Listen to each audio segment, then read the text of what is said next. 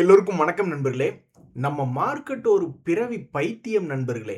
அதாவது நீங்க பார்த்தீங்கன்னா, நம்ம மார்க்கெட் வெறும் 73 பாயிண்ட்டுக்கு ஆடிக்கிட்டு இருக்கான். பெர்சன்டேஜ் கணக்குல பார்த்தீங்கன்னா, வெறும் 0.31. ஆனா நல்ல செய்தி இருக்கக்கூடிய இந்த நேரத்துல, எத்தனையோ ஆசியன் மார்க்கெட்ஸ் எல்லாம் 2%, 4%லாம் ஏறியிருக்கான். காஸ்பி 2%, ஜகார்த்தா காம்போசிட் 4%லாம் ஏறியிருக்கு. நம்மால் நல்ல நியூஸ வச்சுக்கிட்டு டாப் கியர் போட்டு மேல போகாம 73 பாயிண்ட்ல ஆடிக்கிட்டு இருக்கான். இன்னைக்கு ஒரு 300 பாயிண்ட் ஏறி இருந்தா எவ்வளவு மகிழ்ச்சியா இருந்திருக்கும்.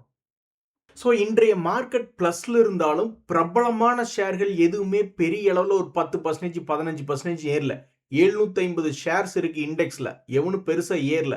இப்பதான் சமீபத்துல இந்த சொனாட்டா சாஃப்ட்வேர் எப்படிம்மா நீ மட்டும் ஏறின அப்படின்ற மாதிரி 17% ஏறி ட்ரேட் ஆயிட்டு இருக்கு.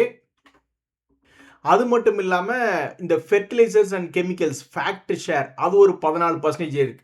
வார் முடிவுக்கு வருதுன்னா டோட்டலா எல்லா பொருளாதாரத்துக்குமே நல்ல விஷயம்தான். ஃபெர்டிலைசர்ல ஆரம்பிச்சு எஃப்எம்சிஜில ஆரம்பிச்சு உலகத்துக்கே நல்ல விஷயம்தான்.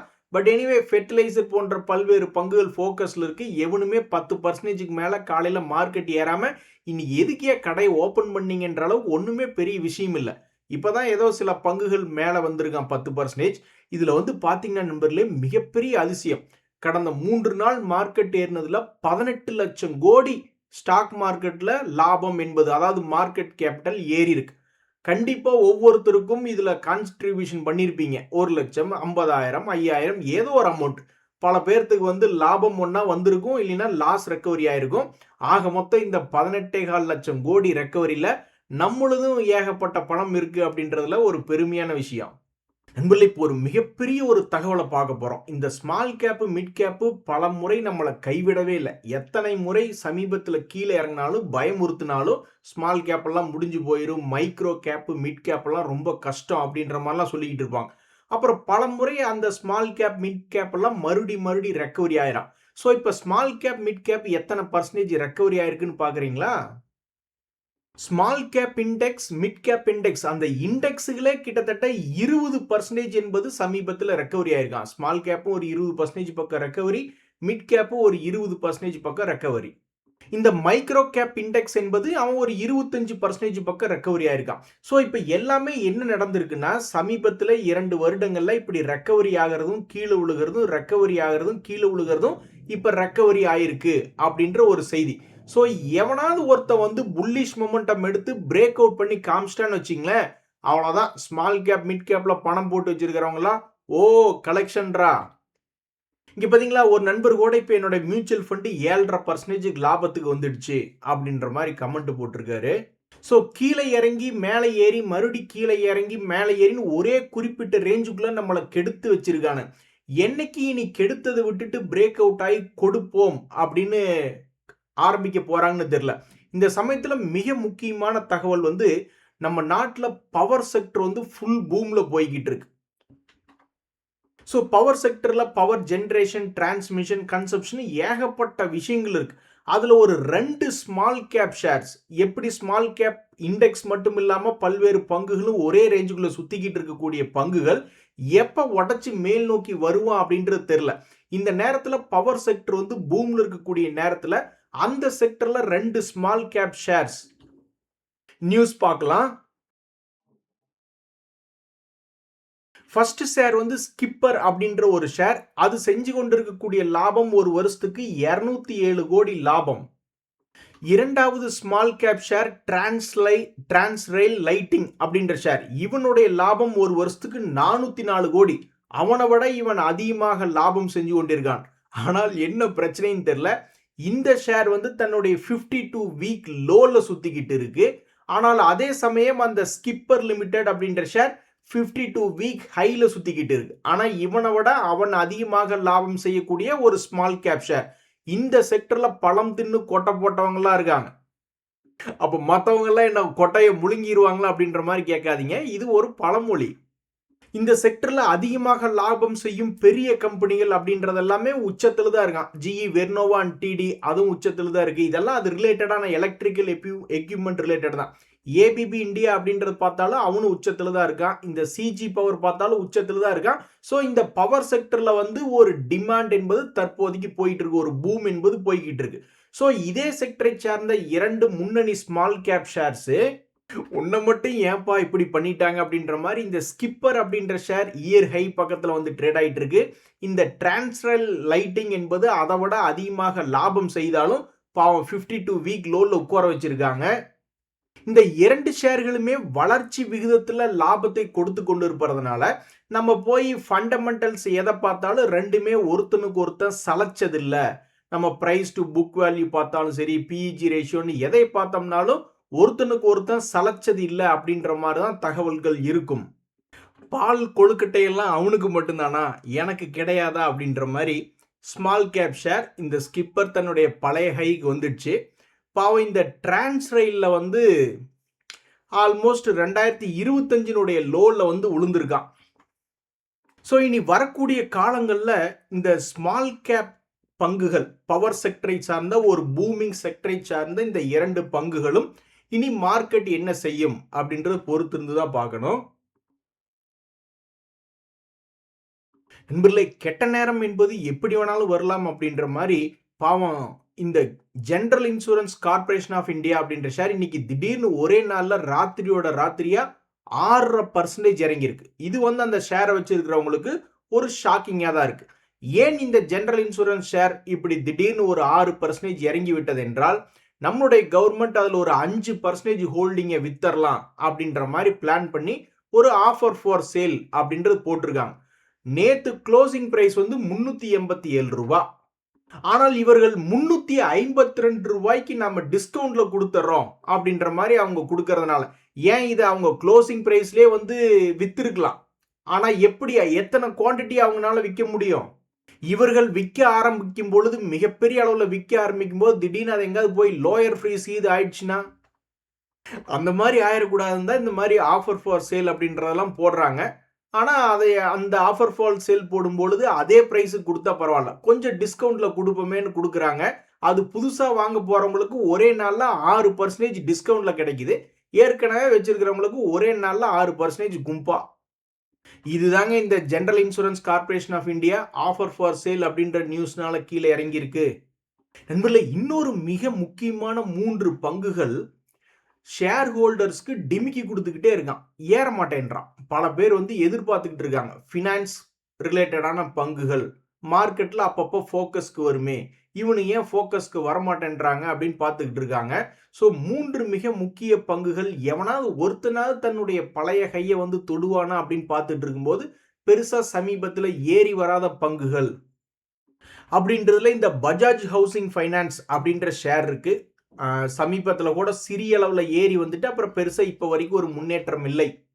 இனி இவனுடைய வாழ்க்கையில என்னைக்கு ஒரு ஒளி விளக்கு வரும் என்பது பொறுத்திருந்து தான் பார்க்கணும். அதே மாதிரி கீழே விழுந்துட்டு மேலே வராத ஒரு பாப்புலரான பங்கு அப்படின்றதுல இந்த ஹெச்டிபி ஃபினான்ஷியல் சர்வீசஸ் இருக்கு. இவன் சமீபத்தில் மேலே வந்திருக்கான். இருந்தாலும் இதெல்லாம் நாங்கள் ஒத்துக்க மாட்டோம். உன்னுடைய பழைய கை என்பது 891 பக்கத்தில் இருக்கு. அதாங்க நண்பர்களே, எவன் எப்ப ஏறுவானே தெரியாது. சில நாட்கள் கழிச்சு எடுத்து பார்த்தா தான் தெரிய வரும். பல பேர் லோ பிரைஸ்ல இருப்பானுங்க, அதுக்கப்புறம் மேல வந்தான்னா தான் தெரியும். அதனாலதான் ஸ்மார்ட் மணி கான்செப்டுக்காரங்கெல்லாம் பணத்தை இறைச்சிக்கிட்டே இருப்பாங்க. ஒரு சப்போர்ட்டை பார்த்தோமா, சப்போர்ட்ல பணத்தை போட்டோமா, எவனாவது மேல வந்தான்னா அவனை புக் பண்ணிட்டு மறுபடியும் வேற ஏதாவது ஒன்று எடுத்தோமா அப்படின்னு போயிட்டே இருப்பாங்க. ஸோ இந்த ஹெச்டிபி ஃபினான்ஷியல் சர்வீசஸ் என்பது லேசாக மேல வந்திருந்தாலுமே அவன் தன்னுடைய பழைய கை இன்னும் போய் தொடல. அடுத்ததாக டாடா கேபிட்டல் அப்படின்ற ஒரு ஷேர், அவனுமே சமீபத்தில் ஏறி வந்திருக்கான். எந்த சந்தில இருந்துடா நீ மேல வந்த அப்படின்ற மாதிரி. அப்ப இந்த பங்கு மட்டும் தொடர்ந்து மேல ஏறி 370 ரூபாய்க்கு மேல போச்சுன்னா, 3 முக்கியமான ஃபைனான்ஸ் ஷேர்கள் சமீபத்தில் வந்த ஷேர்கள்ல கீழே விழுந்துட்டு மறுபடி போய் ஹையை தொட்டது, அந்த 3 தொட்டது யாரு அப்படின்னா அது டாடா கேபிட்டலாக கூட இருக்கலாம். ஸோ இன்னும் சில காலங்கள் கழிச்சு பார்த்தா தான் இந்த 3 பங்குகளில் எவன் முதலிலே வந்து ஷேர் ஹோல்டர்ஸுக்கு பெருமை சேர்த்துனாங்க அப்படின்றது தெரிய வரும். ஆனால் அது கரெக்டு தான் நண்பர்களே. நாம் என்ன பெரிய பெரிய இன்ஸ்டிடியூஷன்ஸா தொடர்ந்து நம்ம கீழே விழுந்து கிடக்கக்கூடிய ஷேர்களில் பணத்தை போட்டுக்கிட்டே இருக்கிறதுக்கு, நம்மளுக்கு வந்து ஏதோ இருக்கக்கூடிய கொஞ்சோண்டு பணத்தில் சில பேர் என்ன பண்ணுவாங்க, மொமெண்டம் ட்ரேடிங் அப்படின்னு சொல்லிட்டு பெரிய அளவில் கிராஸ் ஓவர் ஆகி மேலே போகையில் வாங்கி பார்க்கலான்னு யோசிப்பாங்க. அல்லது கீழே விழுந்திருக்கும் பொழுது ஒரு சப்போர்ட்ல இருக்கே அப்படின்னு போய் வாங்கி பார்க்கலாம்னு நினைப்பாங்க. அவங்க நினைச்சபடி அப்படியே மார்க்கெட் தொடர்ந்து அவங்க நினைச்சபடி போனா தானே ஒரு மகிழ்ச்சி என்பது வரும். ஸோ இப்போ நம்ம ஒரு 6 ஷேர் அப்படின்ற செய்தியை பார்க்குறோம். இவங்க எல்லாமே வந்து சமீபத்தில் 200 டேஸ் மூவிங் ஆவரேஜை தாண்டி இருக்கிற ஒரு ஷேர்களாக இருக்கு. இவனு தொடர்ந்து மேல் நோக்கி போகாம அப்படியே விப்ஷா அப்படின்னு சொல்லுவாங்க ஸ்டாக் மார்க்கெட்ல. அப்படின்னு சொல்லி கீழே விழுந்துட்டான்னா பல ரீட்டைல் ட்ரேடர்ஸ்க்கு ஏமாற்றமா தான் இருக்கும். So number 1 LIC housing finance அப்படின்ற ஷேர், அது சமீபத்தில் 200 டேஸ் மூவிங் ஆவரேஜ் தாண்டி இருக்கு. இதை பார்த்துட்டு பல ரீட்டைல் ட்ரேடர்ஸ் இது உள்ள போயிருந்தாங்கன்னா அவங்களுக்கு இந்த மாதிரி விப்ஸா போட்டு அவங்களுடைய ஸ்டாப் லாஸை அடிக்காம ஏதாவது ஒன்றை பண்ணி தொடர்ந்து மேலே போப்பா அப்படின்ற மாதிரி தான் பல பேர் யோசிப்பாங்க. இதே பெரிய இன்ஸ்டிடியூஷனல் ட்ரேடர்ஸ் என்ன பண்ணுவாங்க, சரி ஒரு பிரேக் அவுட்டுக்கு நடந்திருக்கு, மொமெண்டம் வந்திருக்கு, இங்கிருந்து தொடர்ந்து ஏறினாலும் சரிதான் அல்லது கீழே போனாலும் சரிதான், இப்போதைக்கு அட்டெம்ப்ட் எடுப்போமே அப்படின்னு பல இன்ஸ்டிடியூஷன் ட்ரேடர்ஸ் எடுப்பாங்க. அவங்களுக்கு கீழே போனாலும் அவங்களுக்கு வேற வழி வாய்ப்பு இருக்கு. ஆனா நம்மளுக்கு அப்படி இருக்கா? நம்ம நினைச்சு மார்க்கெட்டுக்குள்ள வந்து அது அப்படியே 100% நடந்துருச்சுன்னா நம்மளுக்கும் ஒரு மகிழ்ச்சியா இருக்கும். ஸோ தற்போது 200 டேஸ் மூவிங் ஆவரேஜை தாண்டிய பங்குகள்ல இந்த எல்ஐசி ஹவுசிங் ஃபைனான்ஸ் இருக்கு. இதை வச்சிருக்கக்கூடிய பல்வேறு ஷேர் ஹோல்டர்ஸ் கீழே இறங்கிடக்கூடாது ஆண்டவா அப்படின்ற மாதிரி தான் நினைப்பாங்க.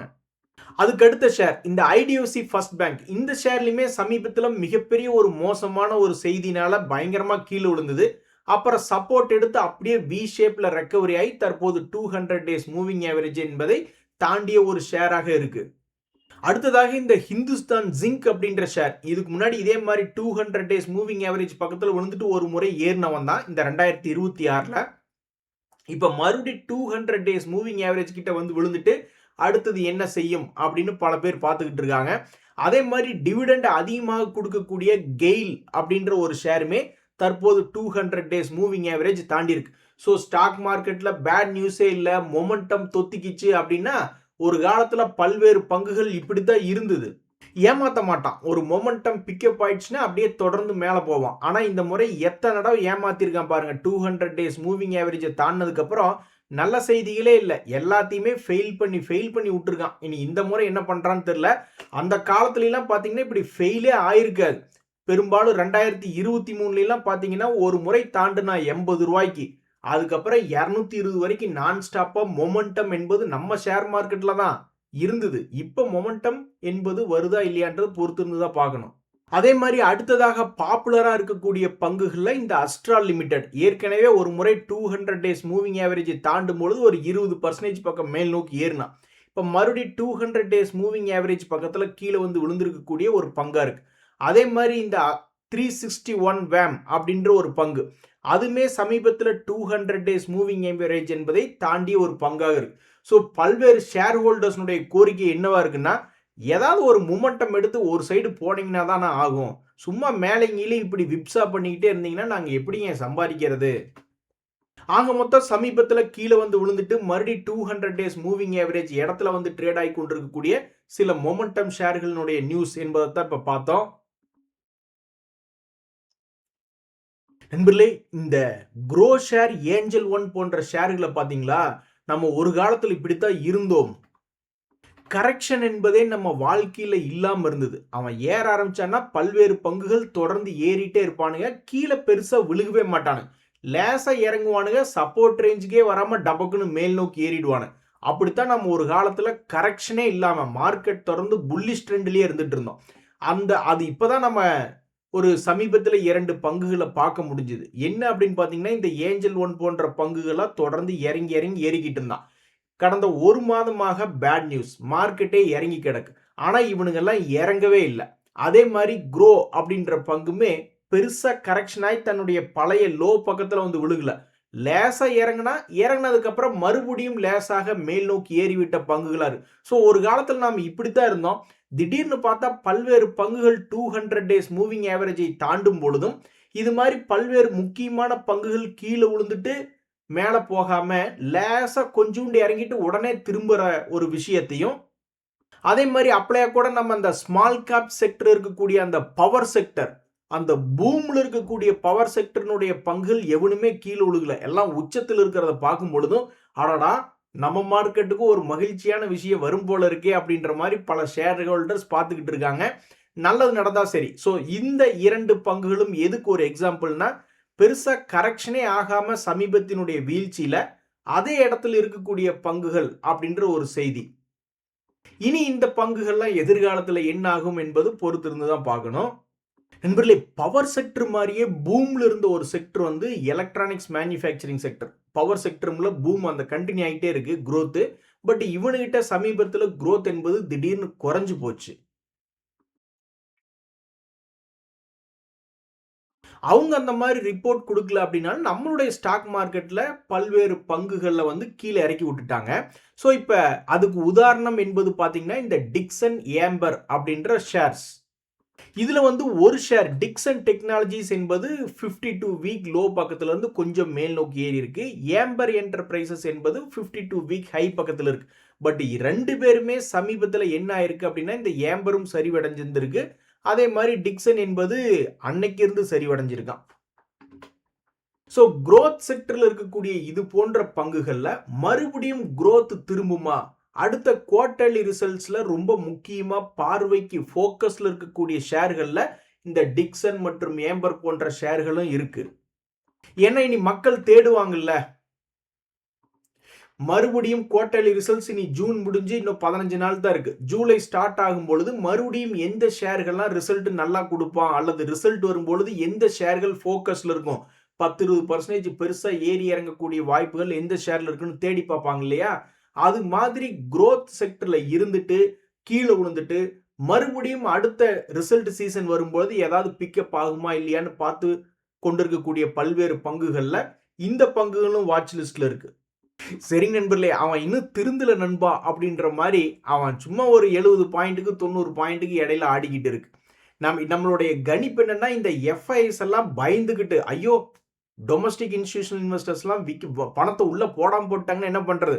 நம்ம சும்மா லேஸ் வாக்கில் ஒரு 10,000 கோடி போட்டு ஒரு 24,000மோ 26,000மோ நிஃப்டி கொண்டு வந்து விட்டுறலாம் அப்படின்ற மாதிரி நினைச்சு இந்த மாசத்துலயும் அடுத்த மாசத்துலயும் பணத்தை போட்டு இன்னொரு 30-40க்குள்ள 26,000 பாயிண்ட்டை மறுபடியும் நிஃப்டி கொண்டு வந்து விட்டாங்கன்னு வச்சுங்களேன், நம்மள பல பேர் லாபங்களை புக் பண்ணி கொஞ்சம் கேஷ் என்பதை கையில வச்சுக்கலாம் அப்படின்னு பார்த்துக்கிட்டு இருக்கோம். அதுக்கு ஒரு வாய்ப்பு வருமா இல்லையா அப்படின்றத பொறுத்து இருந்தா பார்க்கணும். இன்றைய தகவல் அனைத்து உங்களுக்கு உதவியா இருந்தா எனக்கு மகிழ்ச்சியா. ரொம்ப நன்றி. வணக்கம்.